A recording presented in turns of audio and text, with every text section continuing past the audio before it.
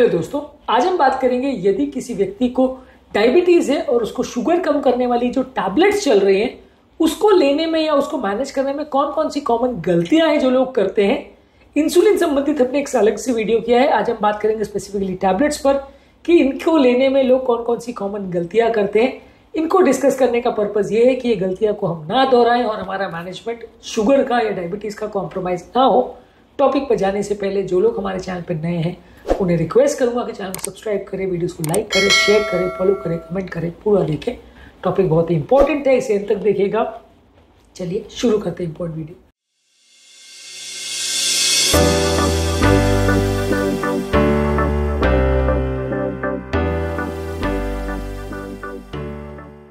सबसे पहला, कई बार लोग जो गलती करते हैं कि मेडिसिन को गलत टाइमिंग पे लेते हैं। अगर कोई मेडिसिन मॉर्निंग पे लिखी गई है उसको दोपहर को ले रहे, शाम को ले रहे, रात को ले रहे, तो मेडिसिन का कितना इफेक्ट आना है उसमें सिग्निफिकेंट वेरिएशन आ सकता है। हर एक मेडिसिन का एक स्पेसिफाइड टाइम होता है जब उस मेडिसिन में बेस्ट असर करने का चांसेस होता है। जो डॉक्टर ने आपको प्रिस्क्राइब किया उसके हिसाब से मेडिसिन को फॉलो करें तो ज्यादा अच्छा है। अलग अलग मेडिसिन का अलग डोज रिस्पॉन्स पैटर्न होता है क्योंकि हर मेडिसिन को देने के बाद कुछ घंटे के बाद उसका एक मैक्सिमम एक्शन होता है, कुछ और घंटे के बाद उसका एक्शन कम होने लगता है। तो ये सब को देख के ही उसका टाइमिंग डिसाइड होता है। ये मामला डायबिटीज मेडिसिन में सबसे ज्यादा जरूरी है बाकी किसी भी और मेडिसिन की अपेक्षा, इसलिए इसको ध्यान में रखते हुए मेडिसिन की टाइमिंग को बहुत ज्यादा चेंज ना करें तो अच्छा है। इसके अलावा मेडिसिन जो शुगर की दी जाती है वो अक्सर आपके खाने के साथ अलाइंड होती है। ज्यादातर बहुत सारी दूसरी बीमारियों की मेडिसिन में इतना फर्क नहीं पड़ता कि आप खाने के साथ लो या पहले लो बाद में लो, पर डायबिटीज की ज्यादातर मेडिसिन अक्सर खाने के पहले इसलिए दी जाती है क्योंकि खाने को खाने के बाद तुरंत शुगर लेवल्स बढ़ते हैं और इसको कम करने के लिए इंसुलिन का तुरंत पीक होना चाहिए। यदि हम उसको एड्रेस ना करें और सही टाइम पे दवा ना दें तो कई बार पेशेंट को उतना फायदा नहीं होता है और दवाओं का उतना अच्छा असर या रिस्पॉन्स नहीं देखने को मिलता है।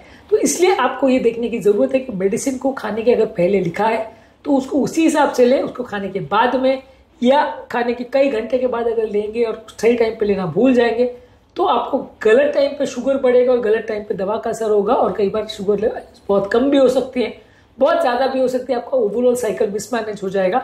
इसलिए खाने के टाइमिंग के हिसाब से उसको अलाइन करना बहुत जरूरी है। इसके अलावा कई बार लोग इनकरेक्ट डोज लेते हैं कि जितना प्रिस्क्राइब किया उससे कम ले लिया, ज्यादा ले लिया, जिसकी वजह से ज्यादा ले लिया तो शुगर कम हो जाएगा, कम ले लिया तो शुगर ज्यादा हो जाएगा। ये कॉमन गलतियां जो लोग करते हैं।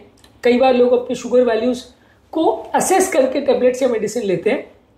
तो ऐसे लोग को पता होना चाहिए अगर शुगर वैल्यू कम है तो गोली कितनी कम करनी है, अगर शुगर वैल्यू ज्यादा है तो कितनी ज्यादा लेनी है।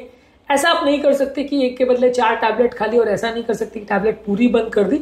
वो थोड़ा सा समझ के दवाइयों को आप डिसाइड करें तो ज्यादा अच्छा है। अगर आप शुगर वैल्यूज को चेक करके मेडिसिन ले रहे हैं तो थोड़ा सा डोजिंग पैटर्न को आपको पता होना चाहिए कि कितनी मेडिसिन का डोज कम या ज्यादा आप कर सकते हो। इसके अलावा कई बार लोग लाइफस्टाइल चेंजेस के हिसाब से भी एडजस्ट नहीं करते। कई बार एक्सरसाइज अगर कर रहे हैं उससे पहले अगर हाई डोज मेडिसिन ले ली तो शुगर ज्यादा कम हो जाएगा।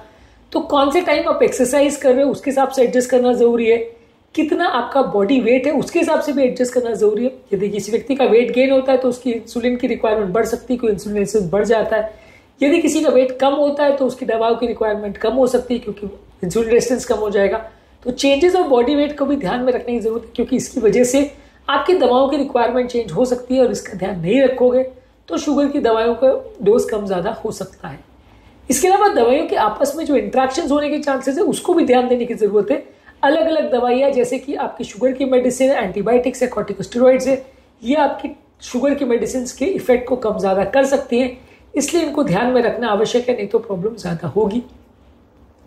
इसके अलावा कई बार अगर आपने मेडिसिन को बिना किसी गाइडेंस के अगर कंटिन्यू करते हो, बिना किसी डॉक्टर को दिखाए, तो कई बार कितनी मेडिसिन लेनी है, क्या लेनी है, उसमें अक्सर गलतियां होती है। कई लोग ऐसा करते हैं कि साल 2 साल के बाद डॉक्टर को दिखाने आते हैं और उस दौरान सारी मेडिसिन कंटिन्यू करते रहते हैं, शुगर को चेक भी नहीं कराते हैं, बस लेते रहते हैं। तो ये पूरी तरह से गलत है। अलग अलग टाइम पर जब तक डोज को प्रॉपरली टाइट्रेट नहीं किया जाएगा तब तक मेडिसिन का प्रॉपर इफेक्ट नहीं आएगा और आपको बार बार प्रॉब्लम्स आएगी।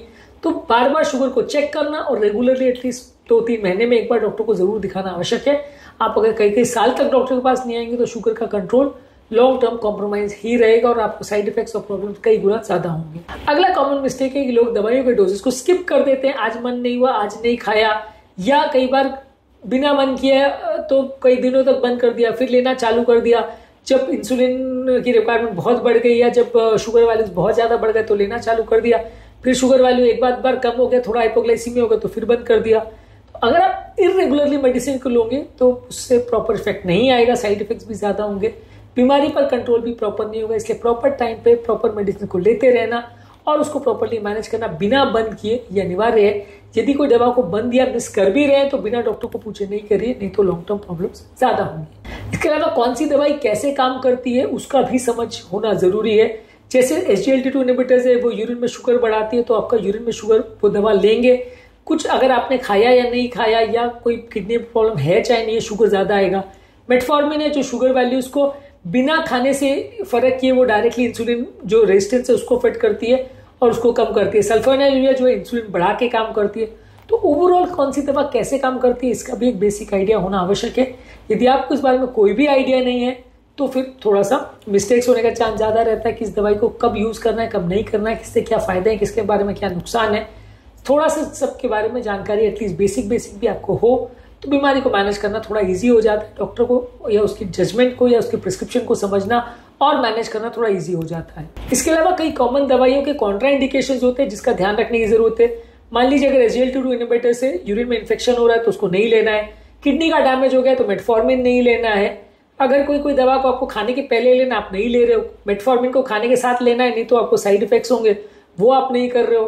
तो कौन सी दवा को किसके साथ लेना है और किसको साथ में नहीं लेना है वो थोड़ा सा ध्यान में रखने की आवश्यकता है, नहीं तो उसके इफेक्ट्स और साइड इफेक्ट्स में थोड़ा इश्यूज होगा।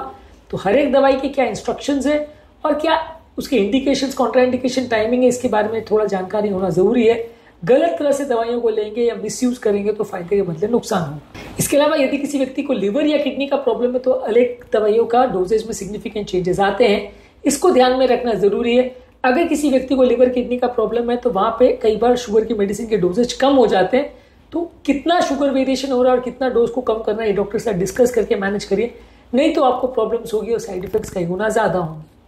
इसके अलावा अगर कोई मेडिसिन का साइड इफेक्ट हो रहा है तो उसके बारे में जानना जरूरी है। किस दवा से शुगर कम होता है, किस दवा से वजन घटता है, किससे वजन बढ़ता है, किससे पेट खराब होता है, किससे लूज मोशन होते हैं, किससे आपको डिस्ट्रेस हो सकता है। ये सारी चीजों के बारे में अगर आपको पता है तो आप बेटर वे में मैनेज कर सकते हो। SGLT2 इनहिबिटर से यूरिन में इन्फेक्शन हो सकता है, आपको पता नहीं है तो आप किडनी के डॉक्टर के पास चले जाओगे और आपको पता नहीं चलेगा कि दवा शुगर की है, इसकी वजह से प्रॉब्लम हो रहा है। तो ये सारी चीजों के बारे में एटलीस्ट बेसिक जानकारी साइड इफेक्ट्स के बारे में होना जरूरी है, ताकि अगर वो साइड इफेक्ट्स हो रहे हैं तो आप जल्दी अपने डॉक्टर को रिपोर्ट कर सकें और बिगड़ने से पहले हालत डॉक्टर के साथ दवाइयों को एडजस्ट करवा सकें। इसके अलावा कई लोग एक पर्टिकुलर दवाई को ज्यादा लेते रहते हैं जबकि शुगर कंट्रोल नहीं हो रहा है। अलग अलग तरह के कॉम्बिनेशन से कई बार ज्यादा फायदा होता है पेशेंट को और पेशेंट का शुगर वैल्यूज ज्यादा बेटर वे में कंट्रोल होता है। यदि आप एक तरह की मेडिसिन ले रहे हो और उसमें कॉम्बिनेशन यूज नहीं कर रहे हो तो कई बार वो मेडिसिन का डोज ज्यादा होने के बावजूद भी प्रॉपर इफेक्ट या कंट्रोल नहीं आता है और साइड इफेक्ट्स भी ज्यादा होते हैं। तो कई बार कॉम्बिनेशन थेरेपीज को यूज करना या डिस्कस करना भी जरूरी है। कई बार उससे अलग अलग पेशेंट्स को फायदा ज्यादा होता है और कई बार शुगर कंट्रोल ज्यादा बेटर आता है। इसके अलावा लोगों को अगर दवाइयों के साथ जो लाइफस्टाइल चेंजेस करने की आवश्यकता है, जो डाइट की जरूरत है, जो एक्सरसाइज की जरूरत है, जो इंसुलिन रेजिस्टेंस को कम करने के लिए बाकी चीजों की आवश्यकता है, यदि उसके बारे में आपको कुछ ज्यादा नहीं पता है और लॉन्ग टर्म मैनेजमेंट दवाइयों का कैसे करना है उसके बारे में कुछ नहीं पता है, तो ये भी एक बड़ी इंपॉर्टेंट मिस्टेक है जो काफी लोग करते हैं। ये सारी चीजों को आपको ध्यान रखने की जरूरत है और बाकी चीजों को आप अगर फॉलो नहीं करोगे तो आपके दवाइयों का भी उतना अच्छा इफेक्ट नहीं आएगा और लॉन्ग टर्म आपका शुगर का कंट्रोल उतना अच्छा नहीं रहेगा। तो इसलिए बाकी सारी चीजों पर भी ध्यान देने की आवश्यकता है जिससे आपका शुगर का कंट्रोल कंपैरेटिवली थोड़ा बेटर होगा। बेसिकली आपको ध्यान ये रखने की जरूरत है कि जो भी मेडिसिन दी गई है उसको प्रिस्क्राइब शेड्यूल के हिसाब से लें, शुगर को रेगुलर बेस पे मॉनिटर करते रहें, रेगुलर बेस पे अपने डॉक्टर को दिखाते रहें और दवाइयों के डोजेस को एडजस्ट कराते रहें। दवाइयों के बारे में प्रॉपर जानकारी रखें, चाहे उसके इफेक्ट्स के बारे में, उसके काम करने के तरीके के बारे में, उसके साइड इफेक्ट्स के बारे में, ताकि आप दवाइयों को प्रॉपर वे में मैनेज कर सके और दवाइयां कैसे काम करती है और उसके साथ और क्या क्या आपको करने की आवश्यकता है बेटर डायबिटीज कंट्रोल के लिए। ये सारी चीजों के बारे में भी जानकारी होना जरूरी है, तभी आप अपने डायबिटीज को बेटर में मैनेज कर पाओगे। यदि ये सब चीजों के बारे में जानकारी नहीं है तो अक्सर आपका डायबिटीज कंट्रोल कॉम्प्रोमाइज होगा। आज के टॉपिक में हमने बात करी कौन कौन सी कॉमन गलतियां हैं जो लोग डायबिटीज की दवाइयां लेते समय करते हैं, जिनको हमें नहीं करना चाहिए ताकि हमारे डायबिटीज का कंट्रोल ना बिगड़े।